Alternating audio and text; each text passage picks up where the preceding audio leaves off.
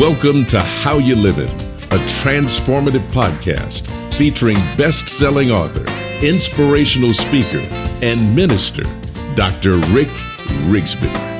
And now, Dr. Rick.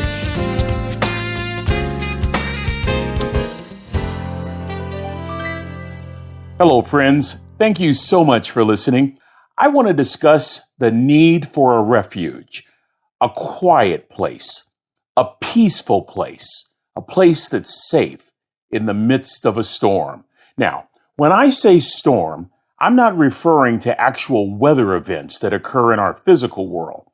I'm not talking about torrential downpours or rising floodwaters or devastating tornadoes or hurricanes. We certainly need shelter from those events, but I'm speaking of a mental refuge, a refuge from the constant bombardment of news, noise, information, pictures, videos, images. I'm speaking of an emotional refuge from all of those things that produce bad feelings and negative thoughts, worry and fear, fatigue brought on by stress and anxiety. How about the words and the expectations of others and what that can do to our mental health? For many, we seek a spiritual refuge, a refuge connected to our faith, a refuge connected to our value system, one that keeps us centered, keeps us grounded, provides a great source of peace as well as calm. I want you to think about this for a moment. We're in the midst of a global pandemic. There is discord everywhere we look. A lack of unity is running rampant all throughout the world. Political division characterizes our government here in America. The news seems to be a willing compliant, seemingly recycling the same bad news daily. Streams offer reams of information around the clock. Notifications blow up our phones every second. Every day, we hear more and more horror stories about climate conditions and border issues, even passengers fighting on airplanes. How about the opioid crisis or gun violence? It's impossible to go through a day without hearing about the onslaught of human suffering. It's overwhelming, leaving many of us disillusioned and depressed. All this has shined a bright light on mental health, now affecting everyone from Olympic athletes to our next door neighbor. Mental health, once a subject relegated to the periphery of civic debate. Mental health, the subject few ever wanted to discuss, is now among the major issues of our day. My friend Dr. Tim Clinton is president of the American Association of Christian Counselors. A few months ago, he began a conference by stating, quote, "We're not in a mental health crisis. We're in a mental health disaster." And I need not remind each and every one of us that without an outlet for these feelings, for these emotions, for this challenge to our mental health, without a refuge, without an internal place of calm, this mental pollution can become highly toxic. It's the kind of pollution that traumatizes the mind, discourages the heart, and crushes the spirit. Friends, where do you find shelter from these types of storms? Where is your refuge from all of this? Where's your safe place or quiet space? Where do you find calm? You know, I hadn't really thought much about refuge until recently. A while back, I had a speaking engagement with an international organization called the Emergency Nurses Association. This is the professional organization that represents emergency department nurses. Friends, I have a profound appreciation for our first responders, and emergency department nurses are right along there on the front lines. What they experience in one shift, most of us won't experience in a lifetime. Emergency department nurses have been on the front lines their entire careers, not just during COVID-19, but COVID has been the tipping point, as Malcolm Gladwell might say. And the past year and a half has really taken its toll on the entire healthcare profession. For example, this conference taught me that emergency department nurses are fatigued beyond measure. Many are just completely burned out. A number have even left the nursing profession. Where do you seek relief when there is no relief? In the words of one association spokesperson, quote, "This is not merely a work problem that we face. This is a world problem with no relief," end quote. You see, so many nurses speak of not wanting to burden family and friends when they go home. And as a result, they tend to keep a lot of what happened to themselves.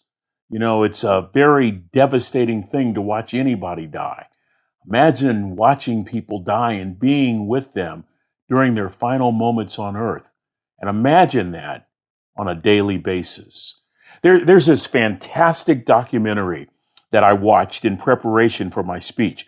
This documentary is titled "In Case of Emergency." I highly recommend it. You can stream it via Apple TV. "In Case of Emergency." It's a project that was made possible with support from the Emergency Nurses Association. The film chronicles emergency department nurses, both pre and during COVID.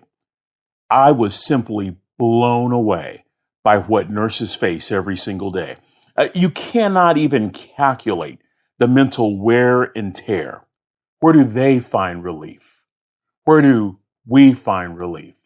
You know, after watching the documentary, my goal during the conference was to encourage those emergency department nurses to remain true to their calling, despite the frustration, despite the fatigue. But I'll have to be honest with you. Ever since that particular speaking engagement, I've had them on my mind. I just can't shake what they encounter during a regular hospital shift.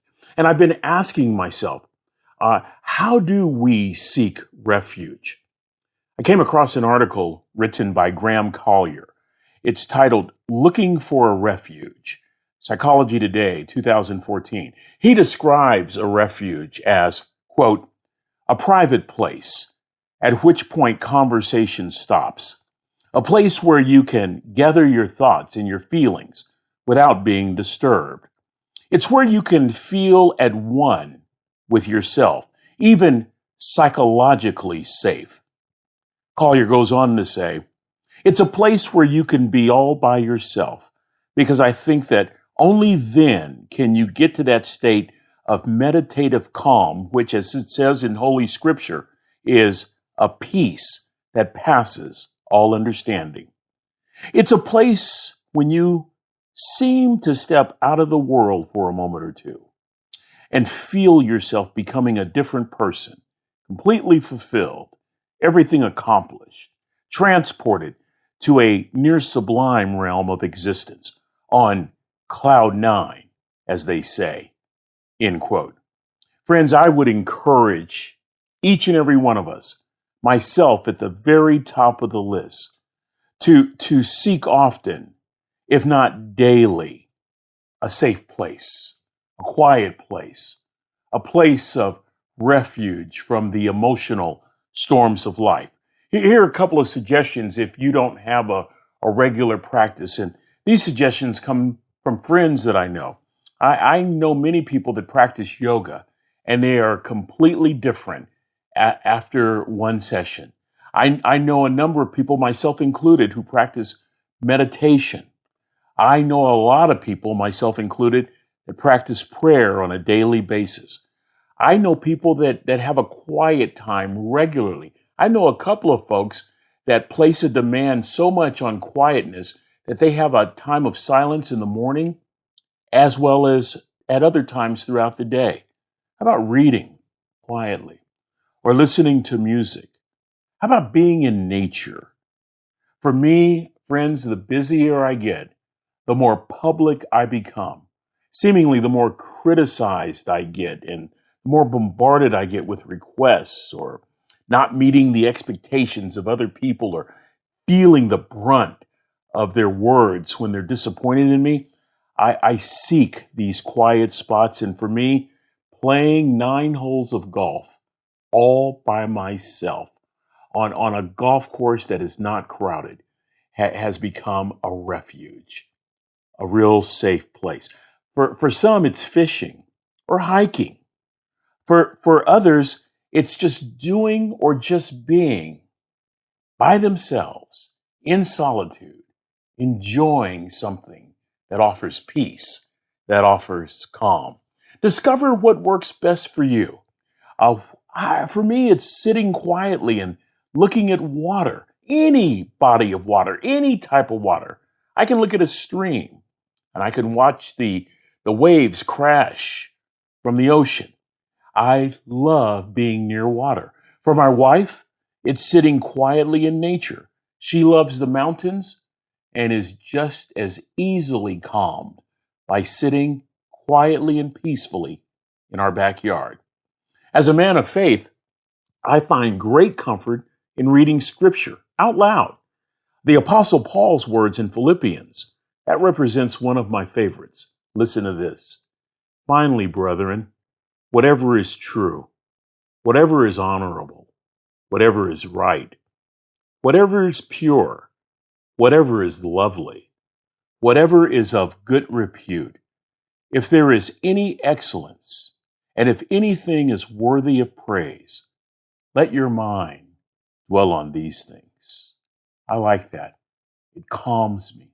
It centers me. It reminds me that I have a choice. I don't have to receive the bombardment of negative sources, that I can make a choice to turn off and to draw close, to be at peace, to be completely one with myself. That's my safe place. That's my refuge. Friends, I really want you to think about this podcast for a while. Remind yourself, you have a choice. You don't have to just take in and receive all day long. You can also tune out and become one with yourself. Be at peace. Think about giving your mind a regular break. Think about how such a break will improve your emotional well-being. Find your refuge. Discover what works best for you. And just be. Oh, I like that. I really like that, friends. Well, that's going to do it for this episode. Until we meet again, this is Dr. Rick, asking the most important question I can ask. How you living? Are you ready to make an impact in your world right now? Do you want to stop existing and start living your best life right now? Dr. Rick wants to give you the first chapter of his best-selling book, Lessons from a Third Grade Dropout, absolutely free. Just go to www.rickrigsby.com/free gift to get the print or audiobook right now.